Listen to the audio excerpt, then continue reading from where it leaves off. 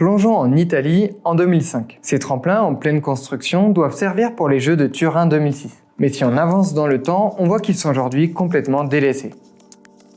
À une vingtaine de kilomètres, cette piste de bobsleigh connaît un avenir similaire. Et ce alors qu'elle avait coûté environ 60 millions d'euros selon Mathieu Lorca.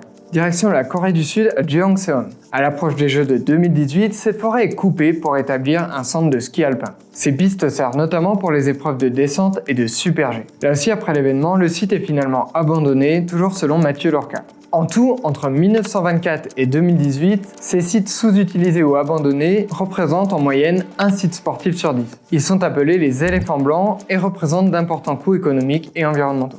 Pour les prochains Jeux en France, les organisateurs expliquent que chaque ouvrage est pensé dès l'origine pour un usage pérenne. Ces Jeux sont conçus et pensés pour laisser un héritage tangible aux populations. Alors peut-on y croire ? Les études dont je vous parlais tout à l'heure montrent que dans la seconde moitié du siècle, certains sites des Alpes françaises pourraient resservir pour accueillir les Jeux, avec un déploiement de neige artificielle encore plus important. Néanmoins, on peut nuancer cette réutilisation en regardant les sites de Turin 2006 qui n'ont pas été réutilisés pour Milan-Cortina 2026, ou en regardant les installations d'Albertville qui ont finalement eu besoin de rénovation au coût assez élevé. On peut réinventer les événements, on n'est pas obligé de rester sur des modèles qui ne sont pas tenables. Parce que si on se fait systématiquement des jeux sur des bandes de neige avec de chaque côté soit de l'herbe marron ou verte, j'ai peur que ce soit plus la même.